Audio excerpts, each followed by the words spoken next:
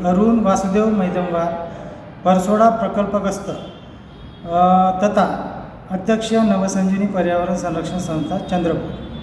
मी आज RCCPL cement कंपनीचे परसोडा चुनखडी लीज क्षेत्र 756.14 हेक्टर, तालुका कोरपना, जिल्हा चंद्रपूर, महाराष्ट्र राज्य या कंपनी संदर्भात गंभीर विषयाकडे आपले लक्ष वेधण्याचा प्रयत्न करत आहे।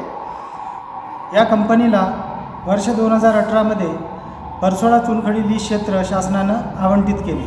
त्याच्यामध्ये 756.14 हेक्टरमध्ये 36 हेक्टर हे गायरान चराऊ जमीन आहे, ग्रेझिंग लँड आहे। सुप्रीम कोर्टाच्या निर्देशानुसार चराऊ जमीन जेवढी असेल तेवढी जमीन दुसऱ्या ठिकाणी त्या कंपनीला घेऊन देणं आणि चारा विकसित करून देणं बंधनकारक असते।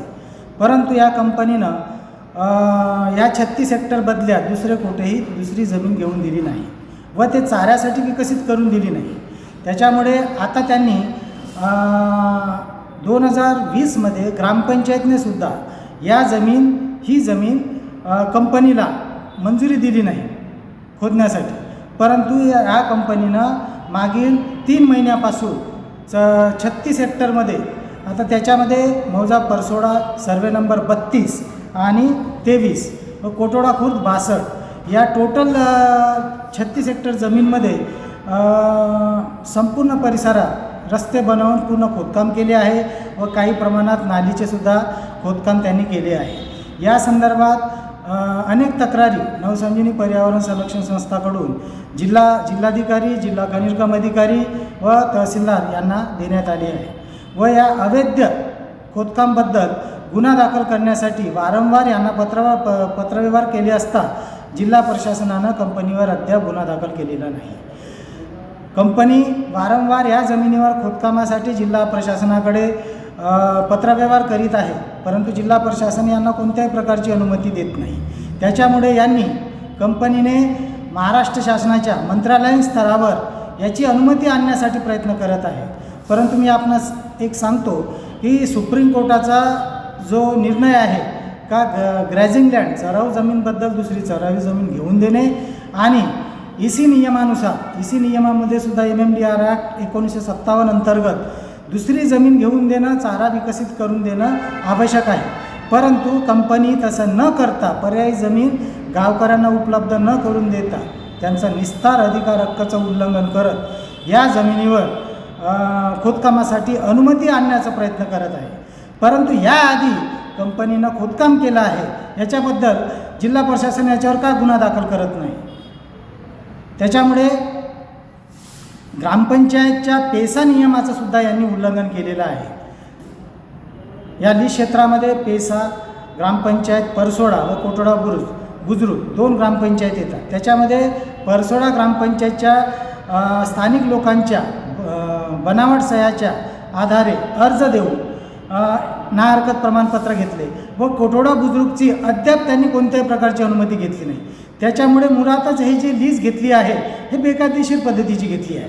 त्यातच हे ग्रेझिंग लँड अवैधपणे खोदकाम करून कंपनीनं पेसा कायदा, MMDR ॲक्ट 1957 आणि सुप्रीम कोर्टाच्या निर्देशाचं उल्लंघन केलं आहे।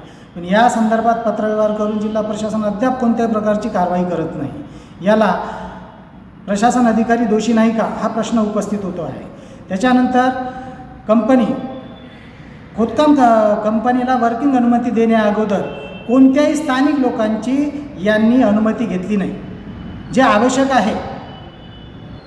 जी जमीन कंपनीनं खरेदी केली त्या जमिनीच्या मालकाची सहमती घेणं अति आवश्यक असताना कंपनीनं अद्याप ती अनुमती घेतली नाही आणि जिल्हा प्रशासनानं बेकायदेशीरपणे त्यांना वर्किंग अनुमती दिली आहे व कंपनीचे मागील 2 वर्षापासून अवैध खोदकाम सुरू आहे।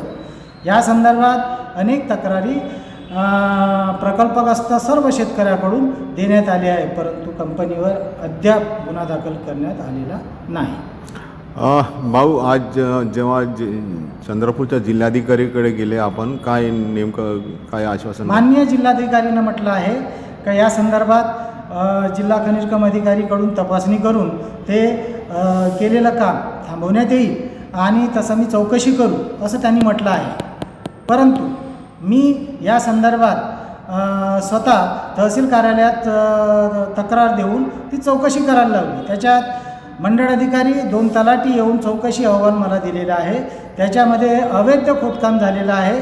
तेथे असलेल्या अनेक वृक्षांची कटाई करून यांनी तिथं रस्ता बनवले आहे व नाली खोदकाम केलेले आहे.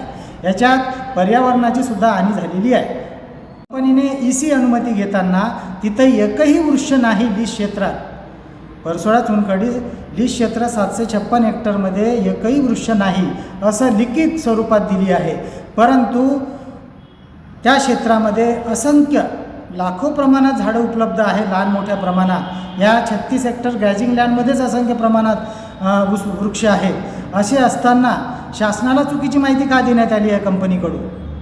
का एका वृक्षाच्या बदली वृक्षारोपण करून देणं त्यांना आवश्यक असताना ही माहिती लपवण्यात आली आहे शासनाला. पर्यावरण संरक्षण संस्थेची मंत्रालयीन स्तरावरील अधिकाऱ्यांना एक मागणी आहे.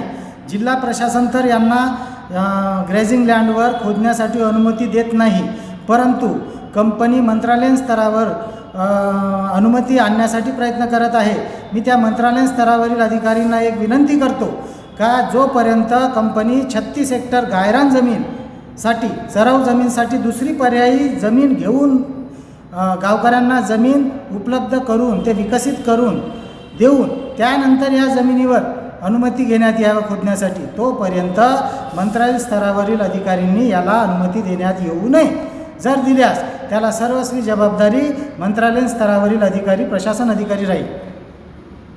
आणि ते सुद्धा सुप्रीम कोर्टच्या जर त्यांनी दिले तर ते सुप्रीम कोर्टच्या आदेशाचं उल्लंघन होईल व ते अधिकारी स्वतः जबाबदार राहतील.